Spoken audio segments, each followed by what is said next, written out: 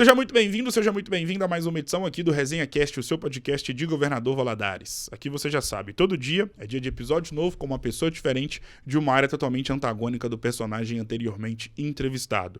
E hoje, meus amigos, eu tenho a honra de poder eternizar a história de uma brilhante história no segmento de tecnologia, marketing. Claro que eu falo dela, a social media, Natiara Duarte, que me dá a honra da sua presença e grandeza aqui no Resenha Cast, o podcast eternizador de histórias. Natiara, primeiramente, seja muito bem-vinda. É uma honra do tamanho da sua grandeza poder te receber. Obrigado por ter aceitado o convite. Bom dia, boa tarde ou boa noite, depende do horário que vai estar nos acompanhando. Seja muito bem-vinda. Obrigada, Luiz. É um prazer, uma honra estar aqui. Tamo junto e a honra é toda minha. Natiara, pertencemos à mesma geração. E você há de concordar comigo, fique à vontade para discordar, que na época da nossa infância, por exemplo, não era muito comum a gente ouvir falar nos veículos de comunicação, por exemplo, sobre saúde mental, sobre doenças da mente, depressão, ansiedade, crise de pânico, enfim. Era um assunto muito que parecia que ficava até escondido, porque ele não era muito falado, não era muito citado nos veículos de comunicação, na sociedade como um todo. Parece que teve que vir a pandemia para alertar todos nós sobre os cuidados que precisamos ter com a saúde mental. Depois da pandemia, e já durante, principalmente os períodos mais agudos da pandemia, ficou muito comum a gente ver falando sobre depressão, ansiedade, os psicólogos ganharam um corpo muito grande, os médicos psiquiatras também. Enfim, feito esse pequeno preâmbulo, como é que você tá? Como é que tá a sua cabeça? Como é que foi o ano de 2024? E como é que você pretende que o ano de 2025 seja para sua vida? É muito bom você falar sobre isso, né? Porque essas doenças sempre existiram, esses problemas sempre existiram, e agora com a internet, com o poder que ela tem, ficou muito mais fácil das pessoas ganharem esse conhecimento, estudar mais sobre isso e cuidar mais da saúde.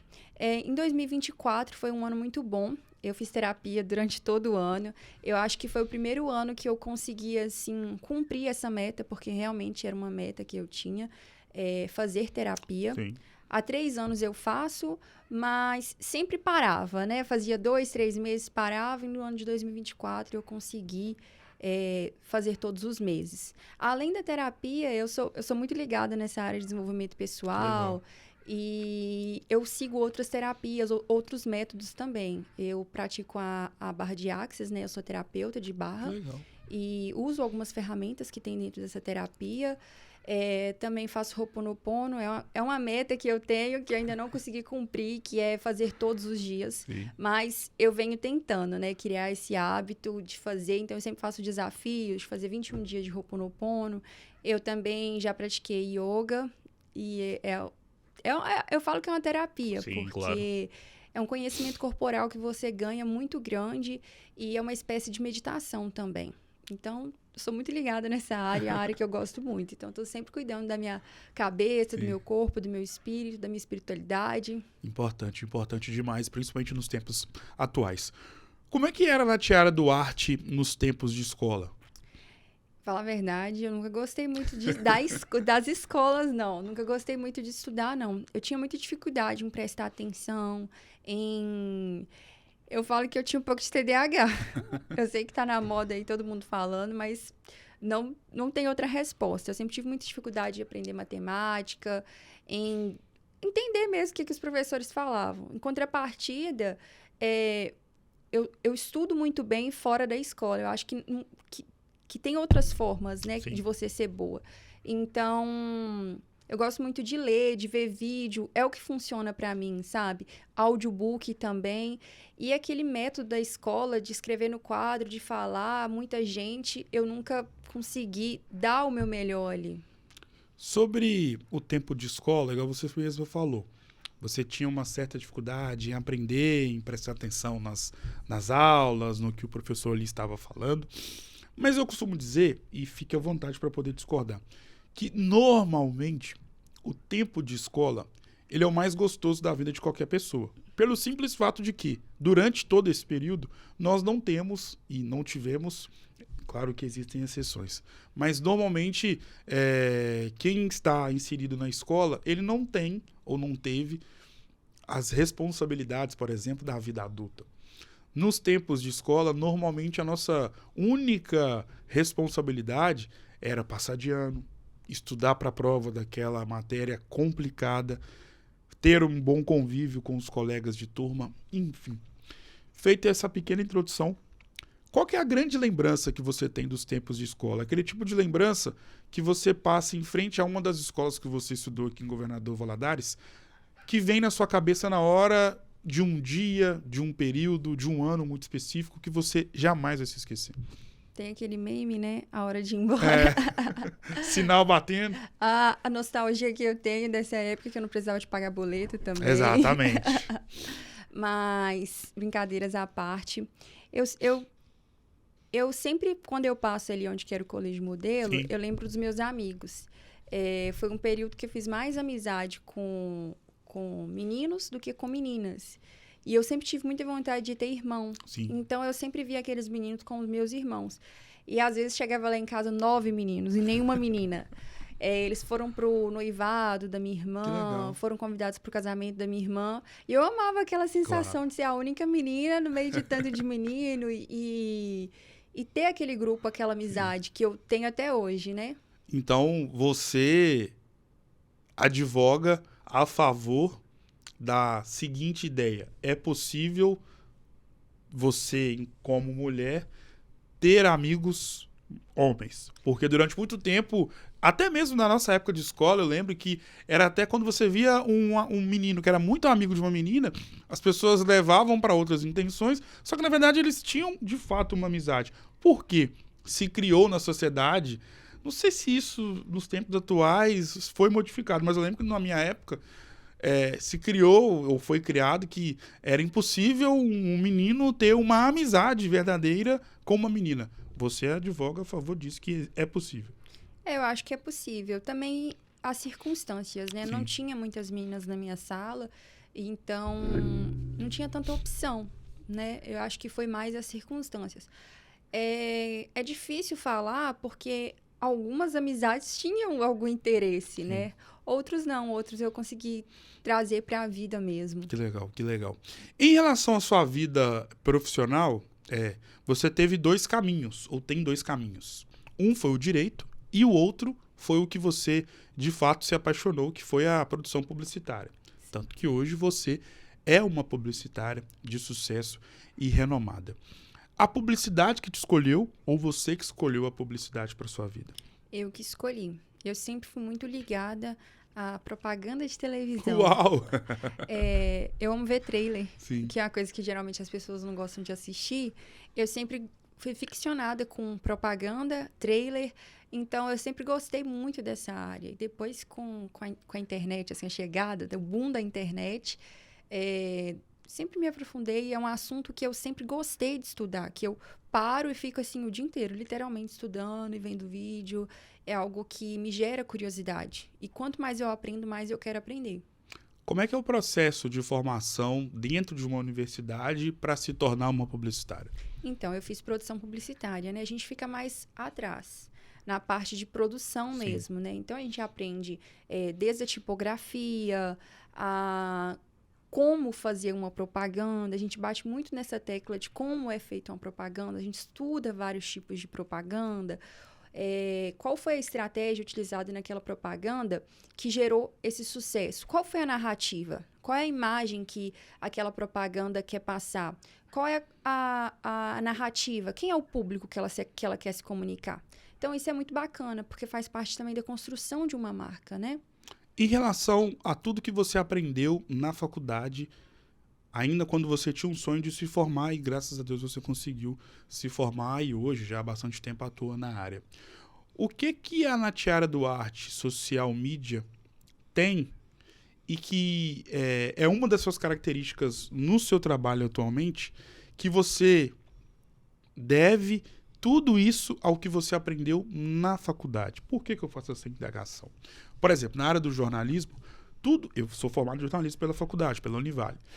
Só que 97% de tudo que eu aprendi e sei foi vivendo a prática, já fazendo os estágios, ainda no período em que eu ainda era um formando. Claro que eu aprendi muitas coisas que eu carrego comigo até hoje na faculdade, mas na grande maioria, todo o meu aprendizado foi ligado à prática, a tudo que eu vivia nos estágios, na vida da Natiara Duarte. O que a faculdade te deu de aprendizado que você jamais vai se esquecer e você carrega consigo até hoje? Eu acho que o maior aprendizado foi que eu me descobri como social media. Foi entender também essa parte da estratégia, sabe?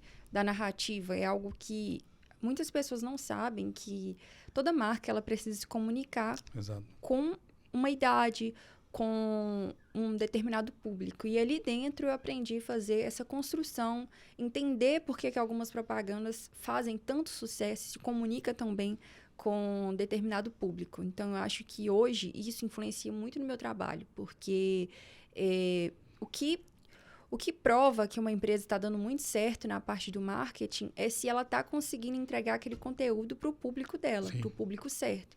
Então, quando eu vou fazer uma estratégia de marketing para uma empresa, ou quando eu faço uma consultoria de marketing para alguma empresa, isso é fundamental.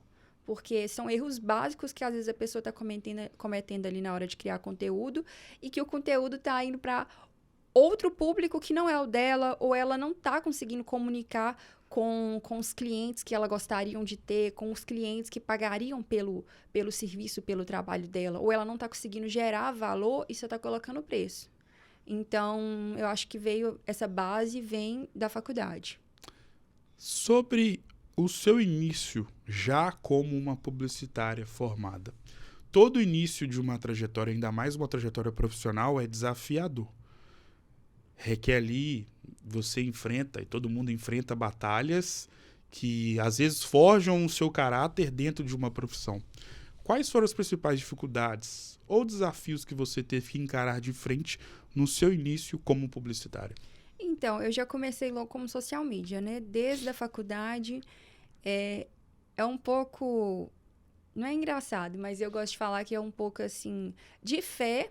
E algumas pessoas podem chamar de lei da atração, mas tem aquela coisa... Tudo que eu sempre falo isso para as pessoas que estão à minha volta. Que a gente tem que falar o que a gente quer, que a gente tem que profetizar o que a gente quer, e a gente tem que acreditar. E antes de você ser, você tem que começar a agir como aquilo que você quer ser.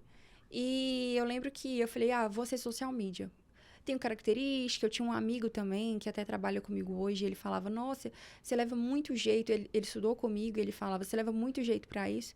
E eu lembro que um dia eu acordei e coloquei lá no Instagram, assim, social media. Mas eu não sabia como era ser social media. Eu tinha uma noção, mas na prática eu não tinha. Sim.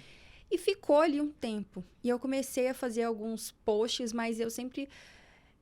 tive muita dificuldade na parte do design, apesar de eu já ter feito mais de 2.000 designs. Uau! Eu sempre... Ou eu não me considerava boa, né? Tem essa questão também da gente não se considerar bom o suficiente, nunca tá bom. O lado do perfeccionismo.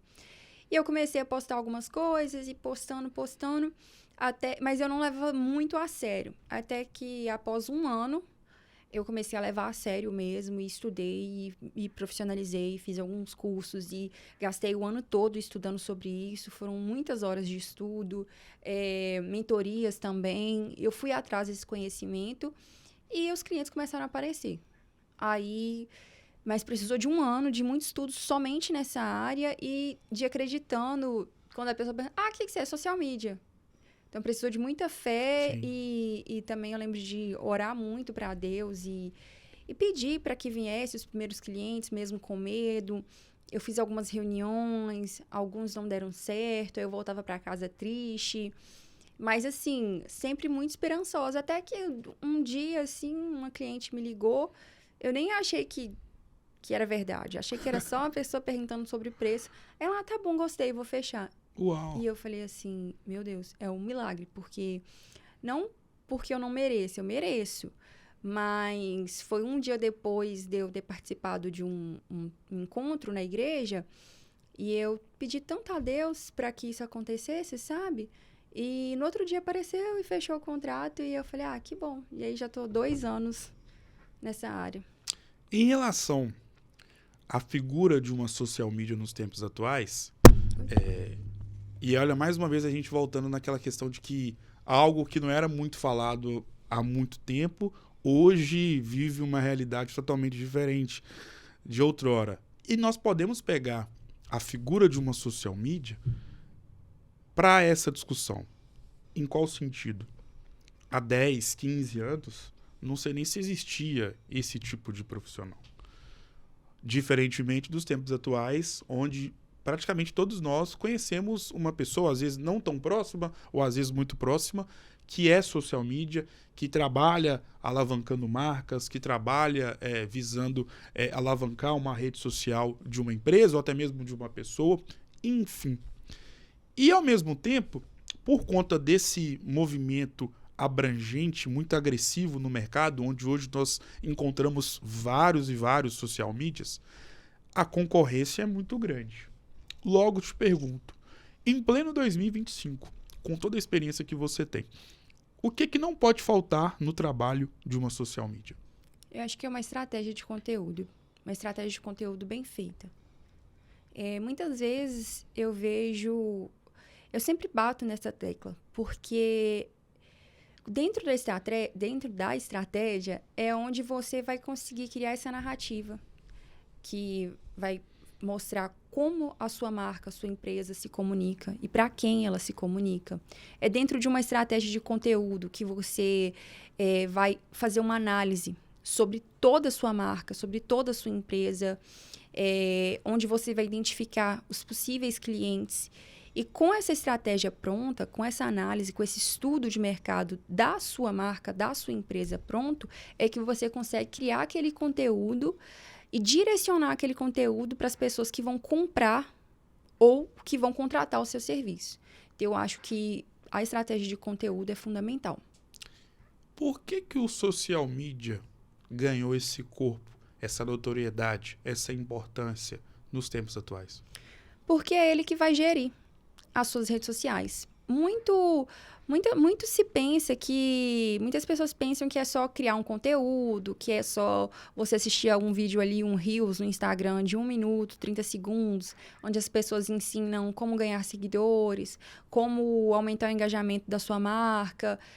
E é só aquele vídeo ali de 30 segundos. É só aquele vídeo de 1 minuto e a pessoa sai e fala, não, é isso aqui que eu vou fazer que vai dar resultado. E a pessoa começa a fazer, começa a postar todos os dias, uma hora ela cansa, porque não está tendo resultado. E o social media não. Ele estudou meses, horas, até anos para fazer aquilo ali. Então, eu acho que é muito válido e é muito importante você ter uma pessoa para administrar suas redes sociais. Porque nada adianta você sair postando por postar, sem direção. Se você não saber uma direção, qualquer caminho serve, né? Exatamente. Então, o social media ele tá ali para te dar essa direção, para te guiar, para criar a estratégia certa para você, para te levar onde você quer chegar. Eu, como leigo, tá? Percebo, e até por ser um usuário, que o Instagram virou a rede social. Claro que hoje em dia o TikTok está muito forte, mas, sobretudo, o Instagram, eu, mais uma vez, repito, como leigo, tem ganhado e ganhou uma força muito grande. E coloco como o queridinho, não só das pessoas que querem ter uma rede social para poder compartilhar momentos da sua vida profissional, mas principalmente na vida pessoal. Mas se tratando das empresas, eu percebo um trabalho muito grande voltado para conteúdo dentro do Instagram. Feito esse pequeno preâmbulo, de fato, hoje, em pleno 2025, o Instagram ele é o queridinho das empresas em relação à divulgação de conteúdo? E se sim, por quê? Então, depende. Por quê? Hoje, os grandes sites de busca que a gente conhecia era o Google, né? Sim. Hoje não. Hoje ainda mais na geração Z, essa geração atual, eles buscam mais conhecimento no TikTok. Então, o TikTok e o YouTube virou uma ferramenta de busca. Você quer comprar um sapato, você quer comprar alguma coisa, você quer comprar maquiagem, você vai no TikTok. Você tá com uma dor de cabeça, você vai no TikTok, porque ali vão ter pessoas reais contando o seu relato, muitas vezes sem maquiagem, do jeito que elas estão, ou se maquiando. Então, isso comunica muito mais do que você pegar uma informação ali que alguém escreveu e você nem conhece quem foi que escreveu. Você vai ver uma pessoa real, que você vai se identificar. O TikTok e o YouTube gera identificação. Então, você vai ver ali várias pessoas relatando a mesma coisa. Então, o TikTok hoje é uma ferramenta de busca muito importante. E por que eu falo que depende? Porque você tem que analisar onde está seu público. Tem público que a marca dele está dentro do TikTok. Tem público que a marca dele vai estar dentro do Instagram. E tem público que a marca dele vai estar no Google. Por exemplo, uma oficina. Que não tem tanta necessidade, dependendo do que ele trabalha ali dentro, de ter um Instagram. A não ser que ele queira mais visibilidade. Agora, no Google, quando acontece alguma coisa, precisa de ter ali os comentários, 5 estrelas, as recomendações. Então, é importante ele estar ali. A não ser que ele queira uma visibilidade. Então, eu vejo muito vídeo legal hoje no Instagram ali, engraçado, no TikTok também. Tem mais para visibilidade. E o Instagram hoje, ele é importante porque tem a parte do vídeo, né? Tem a parte das fotos também. Então, para a empresa, eu acho que funciona muito, que é muito bacana. Mas eu falei, depende. Porque realmente no TikTok hoje, para marca de maquiagem, é bem legal. Para várias marcas é legal, porque são pessoas reais falando ali. E são vídeos mais longos também, né? Então, essa geração tá crescendo muito sozinha, né? Os grandes amigos deles são os personagens da internet. Exato. E não descarto o Instagram, não. Ele é muito bom. Hoje em dia, as marcas que eu trabalho, a gente trabalha mais com o Instagram, mas queria falar um pouco do TikTok, porque eu acho importante. É uma rede social que vem crescendo muito. E o YouTube também. Você falou de YouTube, Instagram, TikTok, os próprios sites de busca, né? Que o mais famoso deles é o Google.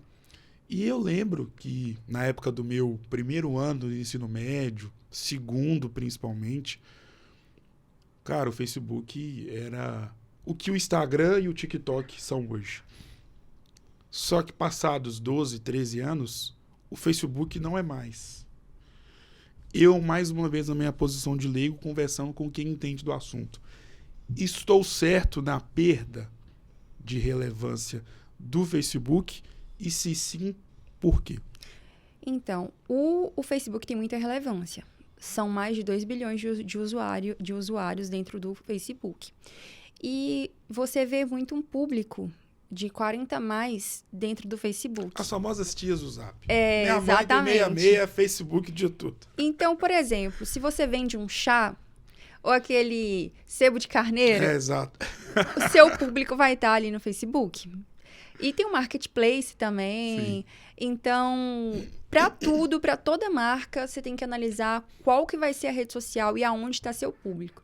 Isso vai depender da idade, vai depender da geração, né? Podemos dizer Exato. Hoje. Vai depender do que aquele público consome. Então, eu acho válida todas as redes sociais. Só depende de quem é seu público.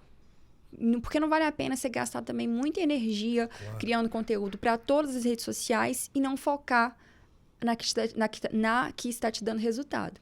Quais são as estratégias que uma social media usa para poder captar o máximo possível o público-alvo de uma empresa? Depende também. Mas a estratégia mais relevante é essa, de identificar o público, saber onde seu público está, como o comportamento, analisar o comportamento do seu cliente. O que ele busca? A gente estuda até se ele faz academia, por exemplo, como que é o estilo de vida dele, qual é o estilo de vida que ele está procurando, se ele quer fazer parte de uma comunidade. Então, a gente cria tudo isso dentro de uma estratégia, porque hoje Hoje, mais do que você fazer uma propaganda bem feita, mais do que você fazer um conteúdo bem feito, é você criar uma comunidade, é você ter um estilo de vida. Porque as pessoas, igual eu falei, essa geração agora, ela está crescendo muito sozinha. Sim. A amizade, os companheiros que ela tem são da internet. Então, eles querem muito fazer parte de uma comunidade. Eles querem muito um status. E quem está inovando, criando comunidade, quem está postando o estilo de vida ali, está gerando identificação com essa geração nova. Hoje, eles compram mais o estilo de vida da pessoa do que o próprio produto. Então, não tem uma estratégia exata. Tem um estudo que a gente faz para cada marca. Aqueles carrosséis de stories, isso vale para pessoa física ou para empresa? Você fala de stories ou de feed? Stories. Eu falo de carrossel no sentido da pessoa em um dia postar 10, 11, 12, 13, 14 stories. Isso vale a pena pensando no Instagram de uma empresa, por exemplo? Vale. Se você tiver uma copy, se você tiver um texto, porque geralmente quem faz esse carrossel de stories, ele não faz sem pensar.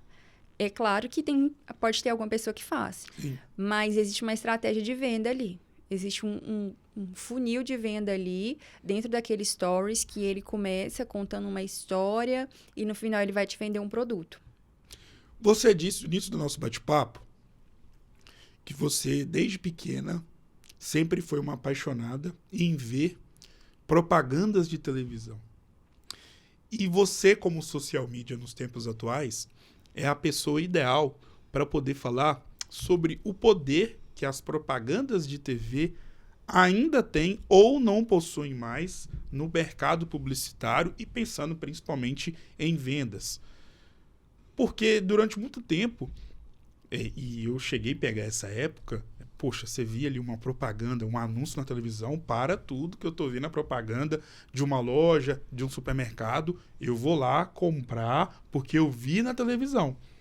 E hoje em dia, com essa pulverização de anúncios no YouTube, no Google, no Instagram, no TikTok, no próprio Facebook, os anúncios em televisão, não é que eles ficaram obsoletos, mas eu percebo que as empresas estão preferindo investir mais nas redes sociais, contratando até mesmo produtores de conteúdo para divulgarem as suas marcas, nesse mundo totalmente globalizado em relação à questão do mercado publicitário. Aonde que entra a importância de um anúncio em um veículo de comunicação, televisão, rádio ou jornal? Você fala a importância de cada um deles? Se ainda nos tempos atuais, em pleno 2025, um anúncio, uma propaganda na televisão é importante. É importante. É importante porque vocês vão me ouvir falar estratégia 1 milhão de vezes. Porque realmente tudo tem uma estratégia. Você pode até se perguntar assim, por que um campo de futebol tem tanta propaganda ali e por que a parte do gol é a mais cara? Uau, nunca parei pra pensar nisso. E nem reparar. Porque, por exemplo, sempre vai mostrar a parte do gol. E você vai ficar 1 hora ali olhando aquelas imagens. Sim. Olhando aquelas imagens. E aquilo vai começar a fixar na sua cabeça. Então, a gente pode até abordar um pouco a parte de arquétipos também, que imagens de alguns animais ou alguns personagens que o nosso consciente coletivo identifica. E até mesmo palavras. Se você chegar num lugar, tá escrito fé, esperança, aquilo ali, a energia daquela palavra, seu subconsciente identifica aquela palavra, faz parte de um todo, de uma consciência coletiva. Claro. E é diferente quando você chega e tem tudo rabiscado, tudo sujo. Sua energia muda também, né? Você fica se sentindo meio assim. Então, ali, no campo de futebol, a parte do gol é mais cara, porque a hora que aparece é a que aparece mais, é a que aparece toda hora. Se vai ter um pênalti, fica ali, fixado, até na camisa dos jogadores também. Então, aquilo ali vai entrando por repetição na nossa mente. E você pode observar também que são as mais caras depois da novela das 9 e as do jogo, né? Porque geralmente é a hora que o homem ele tá voltado pra televisão e tudo que passar ali, ele vai aprender. Verdade. Então, vale muito a pena ainda a televisão. Fora que eu não sei mencionar a quantidade de visualização que tem na televisão, né? Mas ainda é muito grande. Com certeza. E até a nível de comparação e informação, na última Copa do Mundo, né, que foi realizada no ano de 2022, foi a primeira Copa do Mundo onde nós tivemos jogos sendo transmitidos no YouTube, por exemplo. E aqui no Brasil ficou totalmente conhecida a Cazé TV, que teve números gigantescos, exponenciais.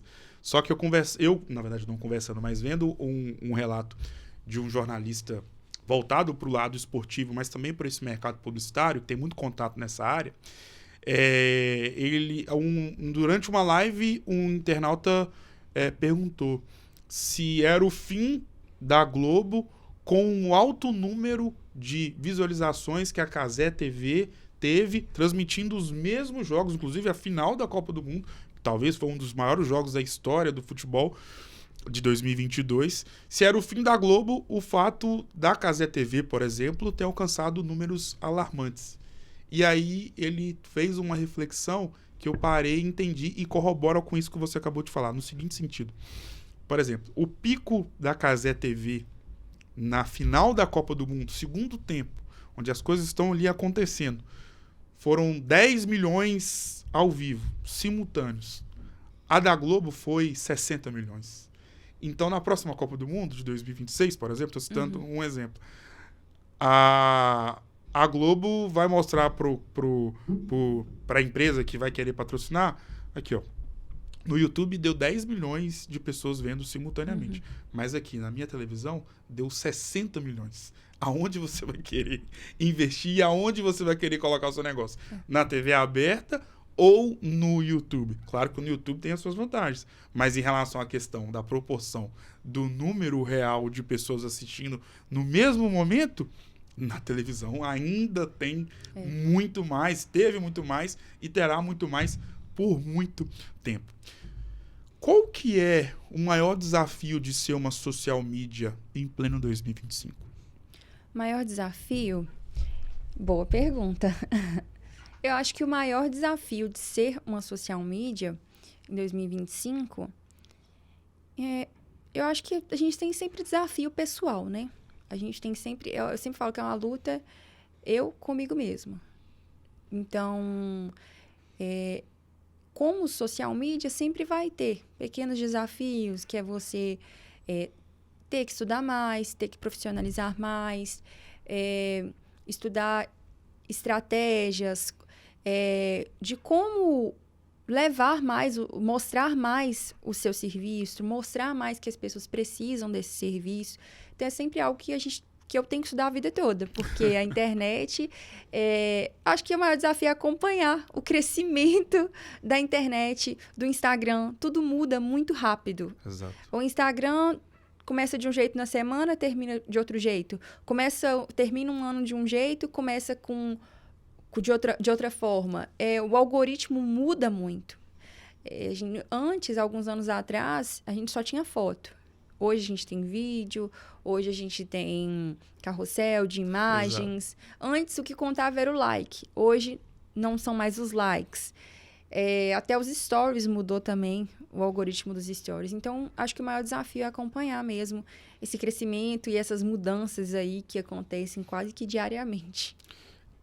O social media é um profissional valorizado hoje em dia? Eu acredito que sim. Eu acredito que é valorizado. Porque toda profissão, ela é valorizada pelo... A gente não está atrás de quem não nos valoriza. Exato. A gente vai atrás de quem valoriza. E quem valoriza, geralmente, se você comparar, são as pessoas que estão à frente, são as pessoas que estão no topo, são as pessoas que reconhecem que elas precisam de outros profissionais que entendam mais e que sabem fazer aquele trabalho. Então, eu acredito que sim, é uma profissão valorizada, porque hoje tem social medias que têm agência de marketing, tem social medias que estão expandindo, que estão vendendo cursos, que estão faturando milhões. Então, para o público certo, é valorizado. Qual o trabalho que a Natiara Duarte considera inesquecível na sua vida enquanto social media? Enquanto social media, eu acho que o trabalho que eu fiz para uma advogada foi um crescimento muito exponencial e muito rápido. Com 3 meses, ela já tinha quintuplicado o faturamento e hoje ela já ganha 10 vezes mais. Uau! Por conta do dedo da Natiara Duarte em relação ao trabalho dela. E ela usava muito o TikTok. E ela falava assim comigo, no primeiro, no segundo, no terceiro mês, uma semana antes ela falou comigo. Ai, o TikTok é tudo, o Instagram é nadinha, porque, brincando, né? Uhum. Porque o TikTok dava muito mais visualização. Eu falei, calma, a gente tá só começando. Você vai ver que o Instagram vai funcionar. E eu acho que uma semana depois, um vídeo dela viralizou e ela ficou louca, porque foram mais de 70 agendamentos em um dia. Só que esses agendamentos dela são pagos. Cada agendamento foi pago. Então, foram, assim, mais de 72 pagamentos em euro. Uau. No mesmo dia. Então, aí ela surtou. Ela teve que contratar mais pessoas. Hoje, ela já tá com 5 pessoas na equipe dela. E quando começou, era só ela. Que legal, cara. Parabéns. Obrigada. Parabéns pelo seu trabalho. Qual que é o grande sonho que você já realizou sendo social media? Eu acho que o meu maior sonho era trabalhar de home office. Já realizou? Já realizei. Coisa boa. Eu sempre gostei muito de viajar. Sim. E eu sempre quis... Eu já percebi nas suas redes sociais, você gosta muito. Viagem poderosa. Eu era aquela pessoa que ia pro Google, pro Instagram, como ganhar dinheiro trabalhando de casa. E eu acho que hoje, graças a Deus, eu tenho essa possibilidade de trabalhar de qualquer lugar, de ter essa liberdade geográfica. E isso, pra mim, é uma das coisas que eu não abro mão. Qual que é o maior sonho que você almeja realizar sendo social media? Olha, o maior sonho tá perto. É claro que a gente sempre busca maior reconhecimento. Claro. E de entrar para essa área de criar infoproduto. Eu já tô com o meu primeiro produto pronto. Então, era um sonho que eu tinha, né? E tá pronto. E em breve eu vou lançar. Opa, novidade. Isso mesmo. Ainda em 2025. Agora, esse mês. Um curso para quem quer... Eu vejo hoje que a grande dificuldade dos empreendedores é essa. Eles cansam de sair postando e não dá aquele retorno. Então, eu criei um curso para ensinar quem tem interesse, empreendedor, ou até quem está começando como social media. Eu vou ensinar a minha estratégia para você poder fazer essa estratégia dentro da sua empresa, dentro da sua marca e parar de perder tempo criando conteúdo que não dá retorno e aprender a criar um conteúdo que vai te dar retorno, que vai te dar lucro. Olha que interessante, essa menina é vendedora mesmo, porque ela fez questão de falar sobre o curso que ela vai lançar, exclusivamente falando, olhando para a câmera fechada. Gostei dela. Natiara, a nossa vida é como se fosse um livro, né? De páginas positivas e páginas negativas. São assim todos os livros que já foram lançados e todos que serão lançados por toda a eternidade. E o mais interessante é que todo livro que se preze, ele tem páginas, tem a numeração das páginas, tem o título, tem a capa, tem a introdução, tem a conclusão e tem uma outra coisinha, um outro tópico que começa com a letra C, que todo livro tem, que eu quero que você me responda agora. Capa? Já falei capa e conclusão. Com C? Todo livro tem. Todo livro tem. Sumário, capa... Com a letra C. Eu tô pensando aqui, como que fala dedicatória com D? Não lembro. Capítulo. Capítulo? Ai, meu Deus. Todo livro tem capítulos. Sim. E pelo fato da nossa vida se parecer como um livro, a nossa vida também é recheada de capítulos, bons e ruins. Verdade. E no seu caso, por exemplo, você tem os capítulos da sua vida profissional e os capítulos da sua vida pessoal.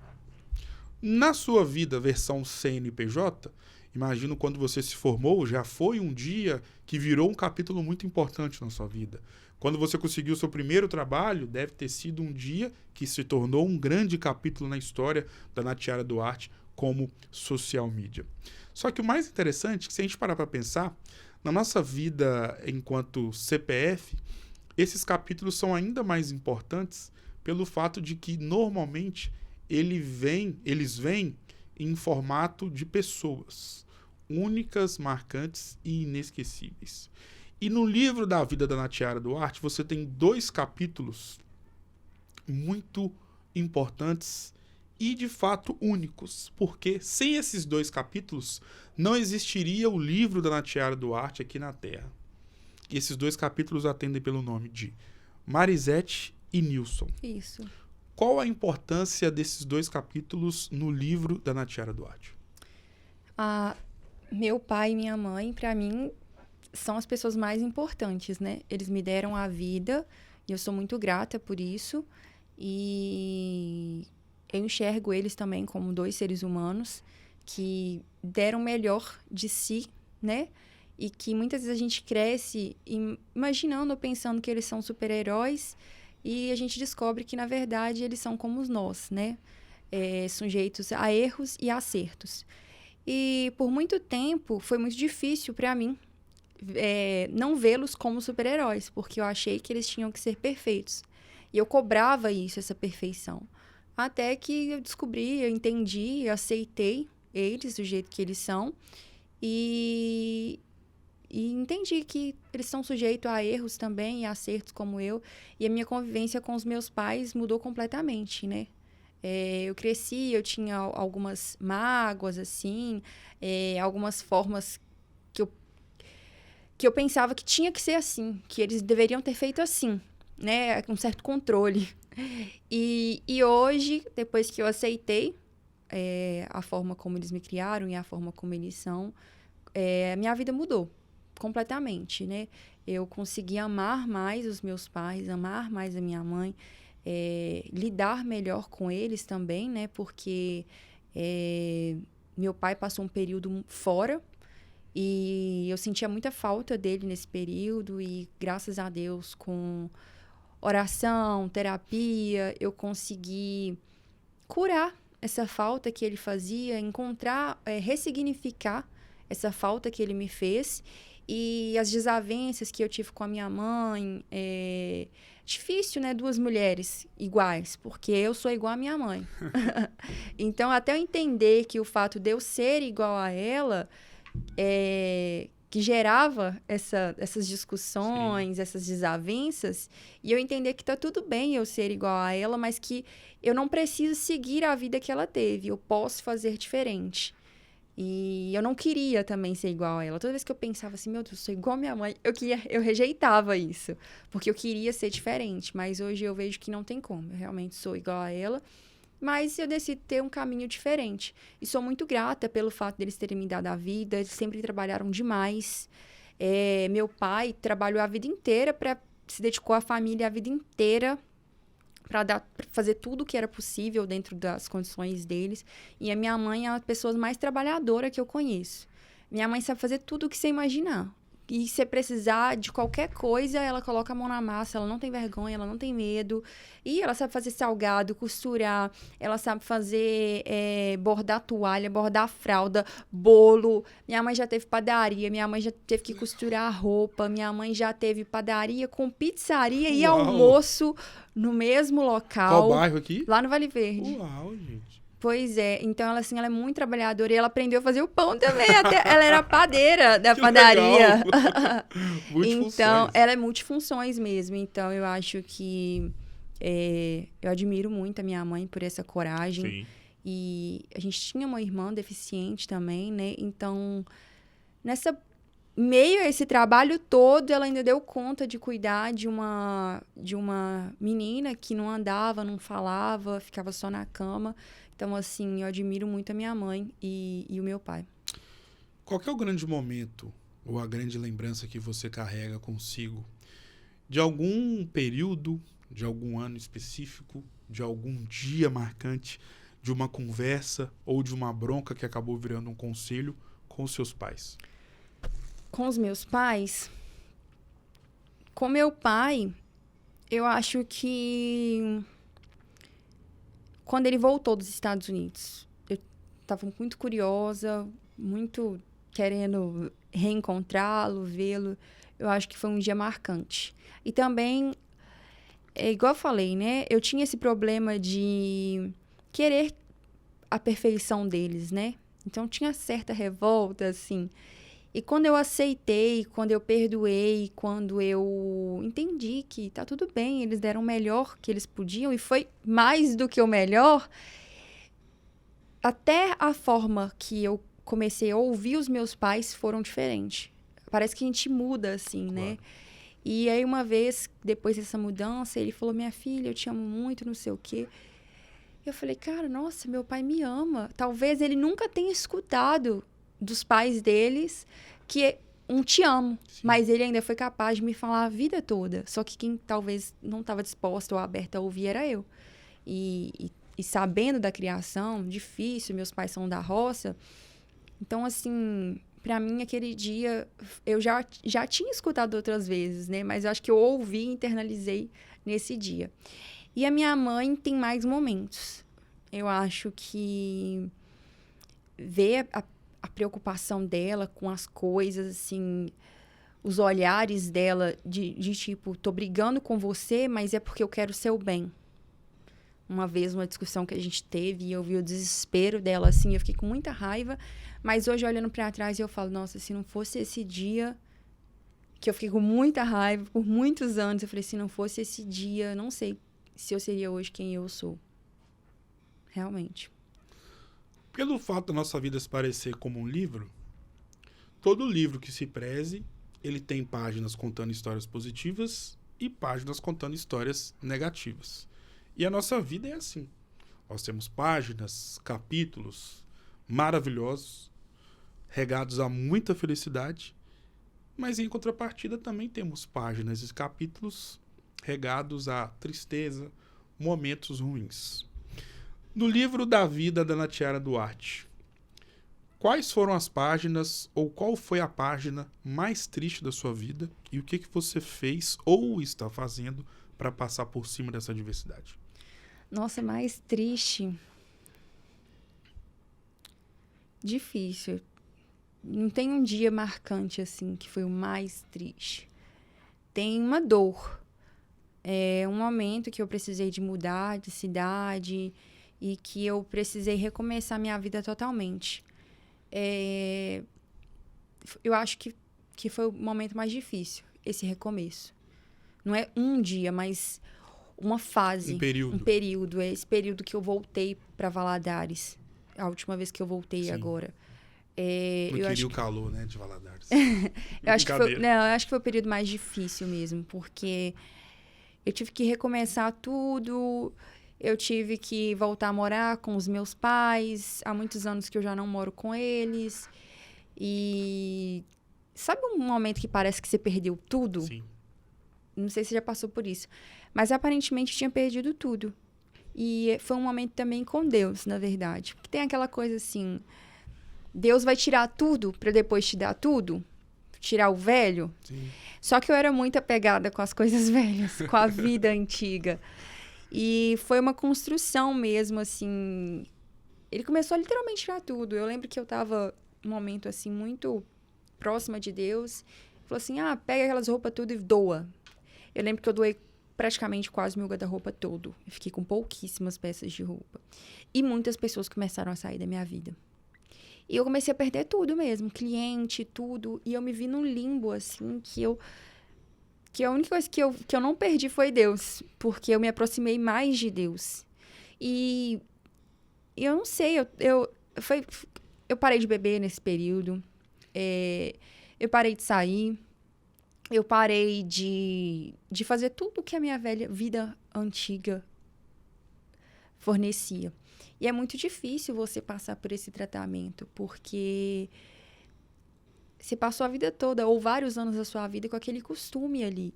E você perder tudo, até a dopamina rápida, né? Eu afastei do celular também, eu não ficava muito mais no celular. Eu só pegava no celular quando era necessário. Meu trabalho eu fazia ao máximo só pelo computador. Então, eu acho que foi esse período. Foi um período bom, porque foi uma construção. Foi onde que acho que Deus me forjou para ser quem eu sou hoje. É claro que ainda não sou nada, mas tô atrás aí de viver o propósito de Deus e de viver a promessa dele na minha vida, né? Em contrapartida, qual foi a página ou o capítulo mais bonito da sua vida? Que bom que eu tenho mais partes felizes. Ótimo.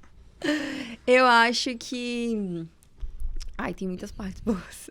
Legal demais saber disso. Agora, a mais feliz... Assim, não tem um número da mais feliz. Eu tenho várias partes... Eu acho que quando eu fui pra Nova Zelândia a primeira vez... Que chique. Não, mas tem um porquê. Porque Sim. eu trabalhei pra poder juntar dinheiro e pra conseguir fazer essa viagem. E era um sonho. Eu sempre sonhei em viajar muito. Eu gosto muito de viajar, coisa que me dá frio na barriga. É uma coisa que faz parte de mim, essa coisa de viajar. Desde criança, qualquer pessoa que chegava perto de mim, chegava lá em casa, eu sempre falava, vai, porque eu vou viajar pra tal lugar, tal lugar, tal lugar, tal lugar. E muitas pessoas, talvez, ria, não acreditava, ou debochava. Ai, como que você vai pra tal lugar? Ai, como que você vai fazer isso? E assim, eu era realmente assim. Qualquer pessoa que chegava... Eu sempre gostei muito de estudar sobre países, de aprender a cultura de outros países. E quando as pessoas viram que eu comecei a fazer as minhas viagens, eu acho que isso foi muito bom, porque foi a promessa que eu tinha para minha criança de começar a viajar. Então, cada viagem que eu fiz foi um momento que eu falava, é isso, eu prometi, eu queria. Quando eu fui para Califórnia também, eu tinha um sonho de criança de ver aquela letra da Hollywood, escrito Hollywood. Era uma coisa que, assim, eu sonhava muito, muito, muito com isso. E quando eu consegui estar ali, pra mim foi... Ah, você conseguiu. É claro que tem pessoas que sonham com outras coisas muito maiores, Claro. mas foram momentos muito felizes pra mim. Defina a sua vida com uma palavra. Deus. Defina a sua história de vida com uma frase. Sumiu a palavra. Com uma frase. Uma frase? Ah, tá. Uma frase.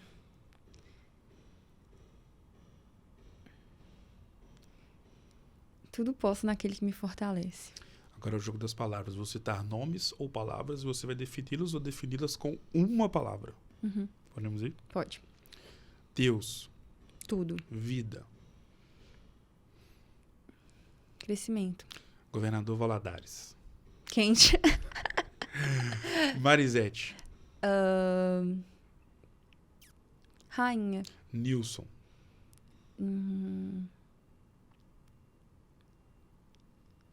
Base. Publicidade. Amor. Direito. Justiça. Natiara Duarte. Uma frase ou uma palavra? Uma palavra. Eu vou usar a palavra transformacional. Defina essa conversa com uma palavra.